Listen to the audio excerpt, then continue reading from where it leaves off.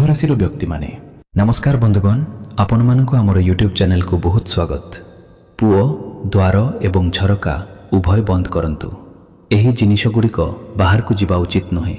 काली ठारू आपणक जीवन में घटुथिबा घटना गुड़िक सत्य सुनिबा परे आपणक निद हजाई देव। कारण पुओ आज राति 12टा परे आपणक जीवनर रूपरेखा संपूर्ण बदलिबाकु जाउछि। कारण आपणक कुंडली रे देखा जाउथिबा जोग एवं आमे पाउथिबा संकेत अनुसारे आपणक समस्तक जीवन एक मुहूर्त रे बदली जिवो। किंतु यह केवल तांको पाई परिवर्तन हेबो जे आजिर वीडियो को शेष पर्यंत देखिबो। हाँ बंधुगण, वीडियो आरंभ करिबा पूर्वरु माताराणी को समस्त सच्चा भक्त बालाजी को सच्चा भक्त सर्वप्रथमे दयाकरी वीडियो को एक सुंदर लाइक दियंतु एवं तळे दिया जाइथिबा कमेंट बॉक्स रे सत्य हृदय रे 3 थर जय माता दी जय बालाजी महाराज लिखंतु। जहा द्वारा आपण माने समस्ते माताराणी एवं बालाजी को सीधासलख आशीर्वाद एवं प्रेम पाइबे। तुमर समग्र परिवार उपकृत हेबो। हाँ बंधुगण, मु धीरेन्द्र शास्त्री आज एठारे पूर्ण आत्मविश्वासर सहित एही भविष्यवाणी करुछि। मोर भविष्यवाणी केबे भूल होई नाही एवं जदि हुए तेबे मु जीवन सारा तुमर सेवा करिबी। हाँ बंधुगण, जदि तुमे तुमर जीवन हराइबो तेबे आजिर वीडियो को अणदेखा कर नाही। कारण एहीपरि वीडियो बारंबार तैयारी हुए नाही, एपरि सुजोग पुणी आसे नाही। कारण बंधुगण, जदि तुमर जीवन आगामी 72 घंटा मध्यरे तुरंत परिवर्तन न हुए तेबे मु आजिठारु भविष्यवाणी करिबा बंद करिदेबी। हाँ पुओ, आजिर वीडियो तुम पाई एक आशीर्वाद हेबो, किंतु काली ठारु तुमर जीवन रे एपरि एक चमत्कार घटिबाकु जाउछि जहा तुमर चारिपाखरे थिबा लोकंको मध्यरे एक आलोड़न सृष्टि करिबो। समस्ते तुम घर को आसिबाकु जाउछंती। तुमर प्रगति एवं सफलता देखि समस्ते तुमर प्रशंसा करिबे। एबे तुमको समस्तंकु मिठा खाइबाकु पड़िबो। तुमको घर घर बुली 100 किलोमीटर अतिक्रम करिबाकु पड़िबो। कारण एबे तुमर भाग्य द्रुत गति रे दौड़िबाकु जाउछि। तुमर भाग्य घोड़ा ठारु मध्य द्रुत गति रे दौड़िबाकु जाउछि। हाँ बंधुगण, आगामी 72 घंटा मध्यरे तुमर जीवन रे एपरि किछि घटिबाकु जाउछि जहा समग्र कलिजुग को आश्चर्य करिदेव। तुमर नाम खबर कागज रे प्रकाशित हेबाकु जाउछि। तुमर प्रगति एवं सफलता सबुठी बाजिबो बंधुगण। कारण काली ठारु तुमर समस्त कुंडली रे एक गुरुत्वपूर्ण संयोग सृष्टि होइछि एवं एही ही संयोग तुमर भाग्य को संपूर्ण परिवर्तन करिबो। बंधुगण, वीडियोटी को ध्यान सहित देख पुओ। एबे तुम जीवन रे तुमे सबु किछि पाइबो, धन संपत्ति गाड़ी बंगला टंका। किंतु जेउ माने आजिर वीडियो को अणदेखा करंती नाही, जेउ माने एहाकु शेष पर्यंत देखंती से माने ही एहा पाइबे। जदि तुमे एहाकु शेष पर्यंत देख पुओ, तुमे बुझी पारिबो जे भगवान तुमको बाछिछंती। एवं जदि वीडियो देखिबा पाई शीघ्र जिबा एहाकु छाड़िबा चिंता मनकु आसे तेबे बुझी जाओ जे तुमे एठाकु हजि जिबा एवं खाली हातरे फेरिबा पाई आसिछ। तथापि मु आशा करुछि जे तुमे एही वीडियो को शेष पर्यंत देखिबो। आमे जारी रखिबा पूर्वरु आमे चाहुछु जे तुमे तुमर भक्ति प्रकाश कर। जदि तुमे तुमर भक्ति प्रकाश करिबाकु चाहुछ तेबे कमेंट सेक्शन रे सच्चोट हृदय रे जय श्री हनुमान लेख एवं एही वीडियो को लाइक कर। जदि तुमे पूर्वरु चैनल को सब्सक्राइब करि नाहे दया करि एपरि कर। जदि तुमे एही 3टी काम कर तेबे बुझ पुओ, दुनियार कौनसी शक्ति तुमर जीवन को परिवर्तन हेबारु रोकी पारिबो नाही। हाँ बंधुगण, मु आज तुमको केवल मनोरंजन भावरे कहिबाकु जाउथिबा कथागुड़िकु शुण नाही, तुमर भाग्य विषय रे निष्पत्ति भावरे सेगुड़िकु शुण। मु एही प्रतिज्ञा नेउछि बागेश्वर धामर प्रभु अग्नि देवता एवं प्रभु हनुमान गदा को साक्षी भावरे। जदि आज मु एही ज्योतिष कार्यक्रम रे कहथिबा गोटे भी कथा तुम जीवन रे सत न हुए तेबे मु एही मुहूर्तरु भविष्यवाणी करिबा बंद करिदेबी। एगुड़ी केवल शब्द नुहे, एगुड़िक मो जीवनर संकल्प। बंधुगण, सेगुड़िकु लेखि रख। कारण आगामी 72 घंटा मध्यरे कलिजुगर एक चमत्कार तुम जीवन रे प्रकाशित हेबो जहा तुमर मेरुदंड को थरहर करिदेबे एवं ब्रह्मांड रे केही एहाकु रोकिबार शक्ति रखि पारिबे नाही। बंधुगण, जदि तुमे तुमर भाग्य को छाड़ी देइछ, जदि तुमे भाबुछ जे तुमे कठिन परिश्रम करिछ किंतु पुरस्कार सबुबेले तुमको मिली नाही, तेबे परवर्ती किछि मिनिट पाई संपूर्ण निष्ठार सहित मोर कथा शुण। ଏହି କିଛି ମିନିଟ୍ ତୁମର ସମଗ୍ର ଜୀବନର ଗତିପଥ ବଦଳାଇ ଦେଇପାରେ, କାରଣ ପରବର୍ତ୍ତୀ 72 ଘଣ୍ଟା ତୁମ ପାଇଁ ଏକ ସାଧାରଣ ସମୟ ନୁହେଁ। ଏହା ଏକ ସମ୍ବେଦନଶୀଳ ସମୟ, ଯେଉଁଠାରେ ଏକ ଛୋଟ ଭୁଲ ତୁମକୁ ରକ୍ତ ଲୁହ କାନ୍ଦୁପାରେ, ଯେତେବେଳେ ଗୋଟିଏ ସଠିକ୍ ନିଷ୍ପତ୍ତି 7 ପିଢ଼ିର ଭାଗ୍ୟ ବଦଳାଇ ଦେଇପାରେ। ଯଦି ଆପଣ ଏହି ଭିଡ଼ିଓଟିକୁ ମଝିରେ ଛାଡ଼ି ଦିଅନ୍ତି, ତେବେ ଭାବନ୍ତୁ ଯେ ଆପଣ ନିଜ ହାତରେ ଭାଗ୍ୟର ଦ୍ୱାର ବନ୍ଦ କରିଦେଇଛନ୍ତି। କିନ୍ତୁ ଯଦି ଆପଣ ଶେଷ ପର୍ଯ୍ୟନ୍ତ ରହିଯାଆନ୍ତି, ତେବେ ଆପଣଙ୍କ ଦ୍ୱାରରେ ଖୁସିର ଢାଲ ବାଜିବାରୁ କେହି ରୋକିପାରିବେ ନାହିଁ। ରାଜଯୋଗ, ଅମୃତ ସିଦ୍ଧି ଯୋଗ ଏବଂ ମହାତାଣ୍ଡବ ଯୋଗର ଏକ ବିରଳ ସଙ୍ଗମ ବର୍ତ୍ତମାନ ଆପଣଙ୍କ କୁଣ୍ଡଳୀରେ ସୃଷ୍ଟି ହେଉଛି। ପ୍ରାୟ 100 ବର୍ଷ ପରେ ଦେଖାଯାଇଥିବା ଏକ ଘଟନା। ଏହି ଯୋଗଗୁଡ଼ିକ କାହାରି ଜୀବନରେ ସେହିପରି ସକ୍ରିୟ ହୁଏ ନାହିଁ। ଯେଉଁମାନେ ଏହି ଭିଡ଼ିଓ ଦେଖୁଛନ୍ତି, ଏହା ଏକ ସଂଯୋଗ ନୁହେଁ, ଏହା ଏକ ସଂକେତ। ଯେତେବେଳେ ଈଶ୍ୱର କାହାର ମଙ୍ଗଳ ନିର୍ଣ୍ଣୟ କରନ୍ତି, ସେ ପ୍ରଥମେ ସେମାନଙ୍କ କାନରେ ଏକ ବାର୍ତ୍ତା ପଠାନ୍ତି ଏବଂ ଆଜି ସେହି ବାର୍ତ୍ତା ଆପଣଙ୍କ ପାଖରେ ପହଞ୍ଚୁଛି। ଯଦି ଆପଣ ଏତେ ଦୂର ଆସିଛନ୍ତି, ତେବେ ଏହାକୁ ମହାଦେବଙ୍କ ଯୋଜନା ବୋଲି ବିବେଚନା କରନ୍ତୁ। ଏହା ଏକ ସଂଯୋଗ ନୁହେଁ, ଏହା ଏକ ସଂଯୋଗ ନୁହେଁ, ଏହା ଏକ ଆହ୍ୱାନ। ଆଜି ମୁଁ ଆପଣଙ୍କ ଜୀବନ ବିଷୟରେ 3ଟି ମହାନ ସତ୍ୟ ପ୍ରକାଶ କରିବାକୁ ଯାଉଛି, ଯାହା ଆପଣଙ୍କ ଆତ୍ମାକୁ ଥରାଇଦେବ। ପ୍ରଥମଟି ଆପଣଙ୍କ ଲୁକାୟିତ ଶତ୍ରୁର ବିନାଶ ଏବଂ ଦ୍ୱିତୀୟ କଥା ହେଉଛି, ଏହା 7 ପିଢ଼ି ଧରି ତୁମ ଉପରେ ବୋଝ ହୋଇ ରହିଛି। ଦାରିଦ୍ର୍ୟ, ଅପମାନ ଏବଂ ଋଣର ଶୃଙ୍ଖଳ ଭାଙ୍ଗିବାକୁ ଯାଉଛି। ଏବଂ ତୃତୀୟ କଥା ଏତେ ଗଭୀର ଏବଂ ଭୟଙ୍କର ଯେ ଏହାକୁ ଶୁଣିବା ପୂର୍ବରୁ ତୁମର ହୃଦୟକୁ ଦୃଢ଼ କରିବାକୁ ପଡ଼ିବ, କାରଣ ଏହା ସିଧାସଳଖ ଜୀବନ ଏବଂ ମୃତ୍ୟୁ ମଧ୍ୟରେ ଝୁଲି ରହିଥିବା ଅଦୃଶ୍ୟ ସଙ୍କଟ ସହିତ ଜଡ଼ିତ ଯାହା ତୁମକୁ ଏପର୍ଯ୍ୟନ୍ତ ଘେରି ରହିଛି। ଏହି 3ଟି କଥା କହିବାକୁ ଗଲେ, ମୁଁ ତୁମକୁ କେବଳ ଜଣେ ଜ୍ୟୋତିଷ ଭାବରେ ନୁହେଁ, ବରଂ ଗୀତାର ଜଣେ ଅଭ୍ୟାସକାରୀ ଭାବରେ କହୁଛି। ଭଗବଦ୍ ଗୀତାରେ ଭଗବାନ ଶ୍ରୀକୃଷ୍ଣ ଅର୍ଜୁନଙ୍କୁ କହିଛନ୍ତି, ମହାନ ଜାଗ୍ରତ କାର୍ଯ୍ୟରେ ନିୟୋଜିତ ହୁଅ। ଭୟ କେବଳ ସେଠାରେ ବାସ କରେ ଯେଉଁଠାରେ ଅଜ୍ଞତା ଅଛି। ଆଜି ଯାହା ଘଟିବାକୁ ଯାଉଛି, ତାହା ତୁମକୁ ଭୟଭୀତ କରିବା ପାଇଁ ନୁହେଁ। ମୁଁ ତୁମକୁ ସ୍ୱପ୍ନ ବିକ୍ରୟ କରିବାକୁ, ଜାଗ୍ରତ କରିବାକୁ ଆସିନାହିଁ। ମୁଁ ତୁମକୁ ସତ୍ୟ ଦେଖାଇବାକୁ ଆସିଛି। ଏବଂ ସତ୍ୟ କେତେବେଳେ ଯନ୍ତ୍ରଣାଦାୟକ ହୋଇଥାଏ, କିନ୍ତୁ ସେହି ସତ୍ୟ ହିଁ ଜଣେ ବ୍ୟକ୍ତିକୁ ମୁକ୍ତ କରେ। ଆଜି ରାତି ଠିକ୍ 12:10 ତୁମର ଗ୍ରହ ଗତିରେ ଏକ ମହାନ ଆନ୍ଦୋଳନ ଆରମ୍ଭ ହୁଏ। ଏହି ତାଣ୍ଡବ ବିନାଶ ନୁହେଁ, ଏହା ଅନ୍ୟାୟ, ଛଳନା ଏବଂ ନକାରାତ୍ମକତା ବିରୁଦ୍ଧରେ ନ୍ୟାୟର ଡାକ। କିନ୍ତୁ ମନେ ରଖନ୍ତୁ, ଯେଉଁଠାରେ ତାଣ୍ଡବ ଅଛି, ସେଠାରେ ଅସାବଧାନତାର କୌଣସି ସ୍ଥାନ ନାହିଁ।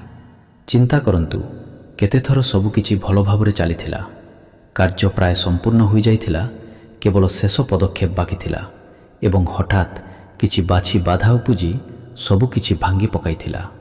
ଅନେକ ଥର ଆପଣ ହୁଏତ ଆପଣଙ୍କ ଘରେ ଅଯଥା ଉତ୍ତେଜନା ଅନୁଭବ କରିଥିବେ। କାହାର ମୁହଁ ମନେ ନ ରଖି ମଧ୍ୟ ଚିନ୍ତା ଆପଣଙ୍କୁ ଆଚ୍ଛାଦିତ କରିଦିଏ। ଟଙ୍କା ଆସେ କିନ୍ତୁ ସ୍ଥାୟୀ ହୁଏ ନାହିଁ। ସମ୍ପର୍କ ଗଢ଼ି ଉଠେ କିନ୍ତୁ ଭାଙ୍ଗିଯାଏ। ଆପଣ ଭାବନ୍ତି ଏହା କେବଳ ଆପଣଙ୍କ ଭାଗ୍ୟ, କିନ୍ତୁ ସତ୍ୟ ବହୁତ ଗଭୀର। ଆପଣଙ୍କ କୁଣ୍ଡଳୀରେ କିଛି ଗ୍ରହ ମିଶ୍ରଣ ଥିଲା, ଯାହାର ସୁଯୋଗ ଆପଣଙ୍କ ଶତ୍ରୁମାନେ ନେଉଥିଲେ। ଯେଉଁମାନେ ଆପଣଙ୍କ ପ୍ରତି ଘୃଣା ପୋଷଣ କରୁଥିଲେ, ସେମାନେ ହିଁ ଯାଦୁବିଦ୍ୟା, ଈର୍ଷା ଏବଂ ମନ୍ଦ ଦୃଷ୍ଟି ଦ୍ୱାରା ଆପଣଙ୍କ ପ୍ରଗତିରେ ବାଧା ସୃଷ୍ଟି କରିଥିଲେ।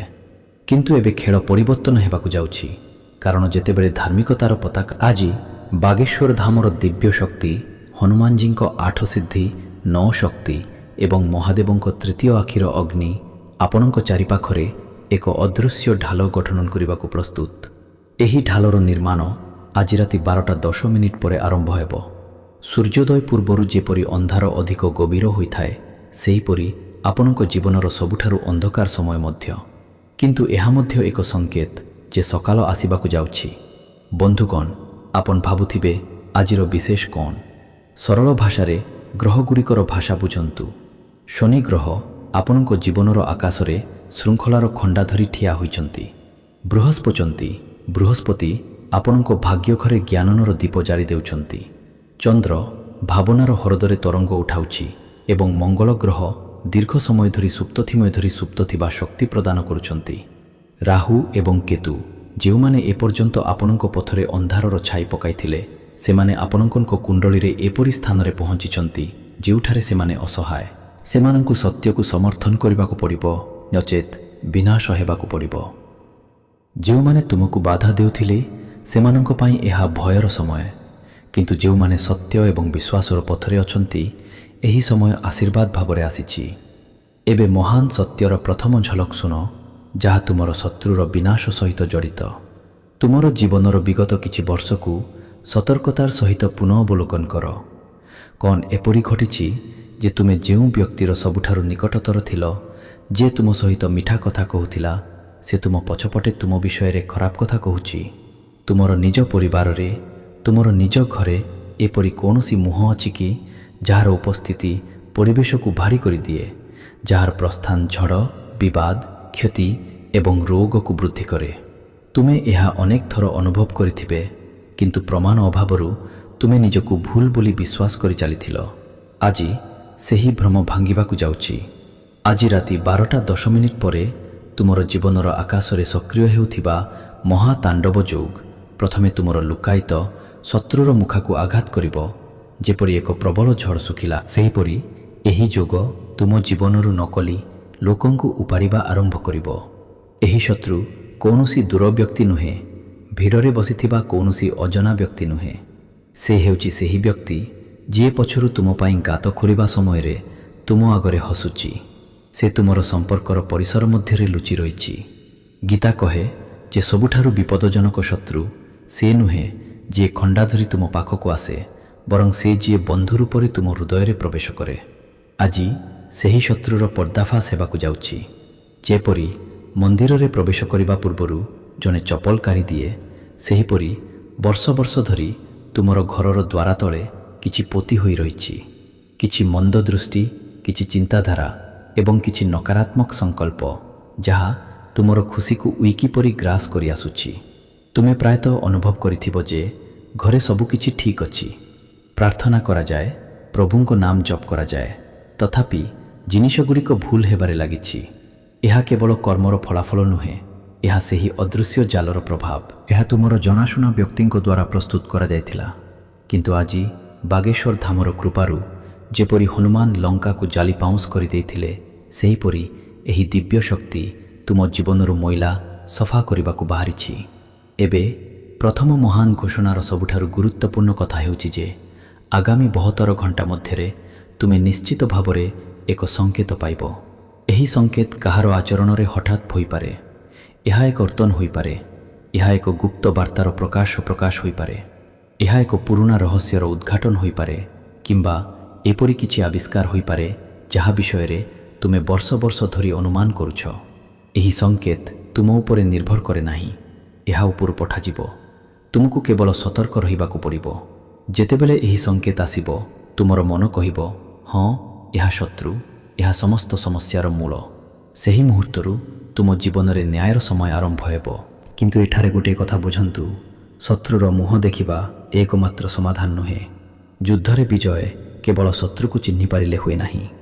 ବିଜୟ ସେତେବେଳେ ଆସିଥାଏ ଯେତେବେଳେ ଆମେ ସଠିକ୍ ସମୟରେ, ସଠିକ୍ ଦିଗରେ, ଧାର୍ମିକତାର ପଥରେ ଠିଆ ହୋଇ କାର୍ଯ୍ୟ କରୁ।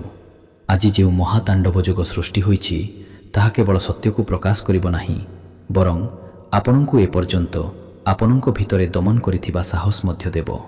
ଆପଣ ଯେଉଁ ଶବ୍ଦଗୁଡ଼ିକୁ ଥରେ କହିବାକୁ ବାରଣ କରିଥିଲେ, ତାହା ଆଜି ଆପଣଙ୍କ ନିକଟରେ ପ୍ରକାଶିତ ହେବ। ଆପଣ ନୀରବ ରହିବା ଏବଂ ଦମନ କରିବା ପାଇଁ ଜନ୍ମ ହୋଇନାହାନ୍ତି। ଆପଣଙ୍କୁ ଏହି ପୃଥିବୀକୁ ଧାର୍ମିକତା ଏବଂ ନ୍ୟାୟ ପାଇଁ ଠିଆ ହେବା ପାଇଁ ପଠାଯାଇଛି। ଏହି ପ୍ରଥମ ମହାଶକ୍ତି ଆପଣଙ୍କ ଜୀବନରେ ସକ୍ରିୟ ହୋଇସାରିଛି। ସମୟ 12:10 ପାଖି ଆସିବା ସହିତ ଆପଣ ଏକ ଅଦୃଶ୍ୟ ଅସ୍ଥିରତା, ଆପଣଙ୍କ ଭିତରେ ଏକ ଉତ୍ତେଜନା ଅନୁଭବ କରିବେ। ଭୟ କରନ୍ତୁ ନାହିଁ, ଏହା ଭୟ ନୁହେଁ, ଏହା ଆପଣଙ୍କ ଅସ୍ତିତ୍ୱର ଜାଗରଣ। ଏହା ସେହି ମୁହୂର୍ତ୍ତ ଯେତେବେଳେ ପୂର୍ବପୁରୁଷମାନେ ଆପଣଙ୍କଠାରୁ ସେମାନଙ୍କର ଅପୂର୍ଣ୍ଣ ଆଶାର ଆଉ ଅନ୍ୟାୟ ହେବ ନାହିଁ। ଏହି ସ୍ୱର ତୁମର କବଚ ହେବ। ଭବିଷ୍ୟତରେ ଏହି ସ୍ୱର ତୁମର ଢାଲ ହେବ। ମୁଁ ତୁମକୁ ପରବର୍ତ୍ତୀ କଥାଟି କହିବାକୁ ଯାଉଛି। ପ୍ରଥମ ବିନ୍ଦୁର ପ୍ରକୃତ ଗଭୀରତା। ବର୍ଷ ବର୍ଷ ଧରି ତୁମକୁ ପଛରୁ ଛୁରୀ ମାରୁଥିବା ସେହି ବ୍ୟକ୍ତି କିଏ? ତାଙ୍କ ନାମର ପ୍ରଥମ ସଂକେତ ତୁମକୁ କିପରି ପ୍ରକାଶ କରିବ ଏବଂ ତାଙ୍କ ଉପରେ ପ୍ରତ୍ୟେକ ଆକ୍ରମଣକୁ କେଉଁ ଦିବ୍ୟ ସମାଧାନ ପ୍ରତିହତ କରିବ? ମୁଁ ତୁମକୁ ଏହିସବୁ କ୍ରମରେ ବୁଝାଇବି, ଯାହାଦ୍ୱାରା ତୁମେ କେବଳ ସୂଚନା ନୁହେଁ, ବରଂ ସମ୍ପୂର୍ଣ୍ଣ ଦିଗଦର୍ଶନ ପାଇବ। ଏବେ ତୁମର ହୃଦୟରେ ହାତ ରଖ ଏବଂ ତୁମର ଜୀବନର ସେହି ମୁହୂର୍ତ୍ତଗୁଡ଼ିକୁ ମନେ ରଖ ଯେତେବେଳେ ତୁମେ ବିନା କାରଣରେ ଭାରି ଅନୁଭବ କରୁଥିଲ, ନିଦ ହଜାଇ ଦେଉଥିଲ ଏବଂ ତୁମକୁ ଭିତରୁ କିଛି ଅଜଣା ଭୟ ଗ୍ରାସ କରୁଥିଲା, ଯଦିଓ ବାହାରୁ ସବୁ କିଛି ସାଧାରଣ ଦେଖାଯାଉଥିଲା।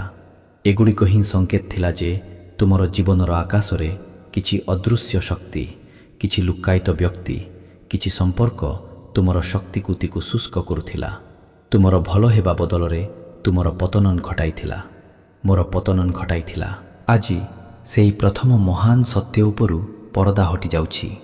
ମୁଁ ଯେଉଁ ଶତ୍ରୁ ବିଷୟରେ କହୁଛି ସେ ସବୁବେଳେ ଦୂରରେ ଠିଆ ହୋଇ ପଥର ଫିଙ୍ଗିଥାଏ ନାହିଁ।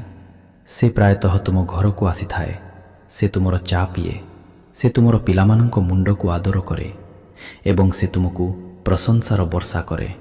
କିନ୍ତୁ ସେ ମୁହଁ ଫେରାଇବା ମାତ୍ରେ ତାର ନିଜ ମୁହଁ ଅପମାନଜନକ ଶବ୍ଦ ଉଚ୍ଚାରଣ କରେ।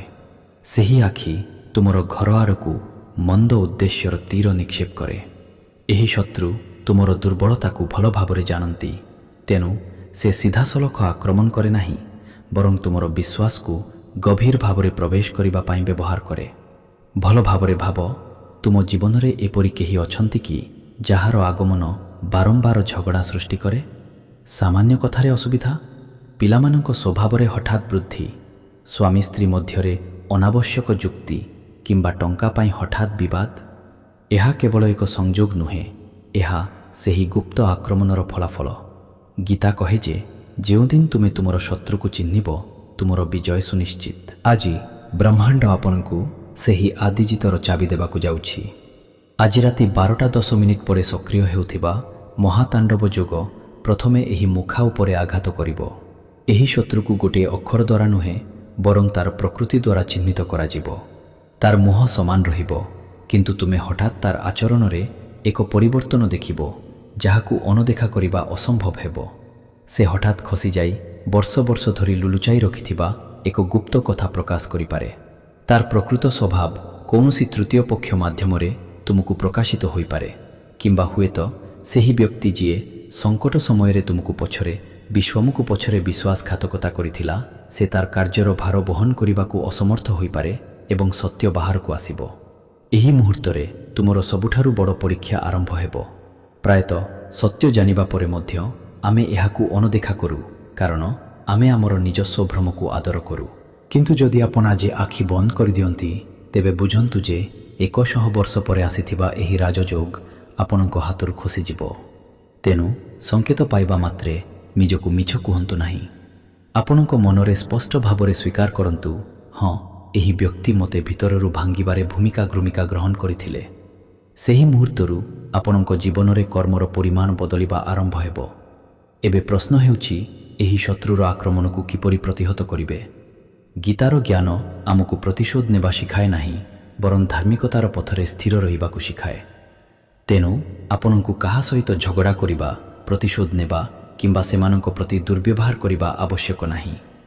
ବରଂ ଆପଣଙ୍କୁ ନିଜ ଚାରିପାଖରେ ଏପରି ଏକ ଦିବ୍ୟ ଢାଲ ସ୍ଥାପନ କରିବାକୁ ପଡ଼ିବ, ଯାହାଦ୍ୱାରା ସେମାନଙ୍କ ଦ୍ୱାରା ପ୍ରବାହିତ ପ୍ରତ୍ୟେକ ନକାରାତ୍ମକ ଚିନ୍ତାଧାରା ସେମାନଙ୍କ ଉପରେ ପ୍ରତିଫଳିତ ହେବ।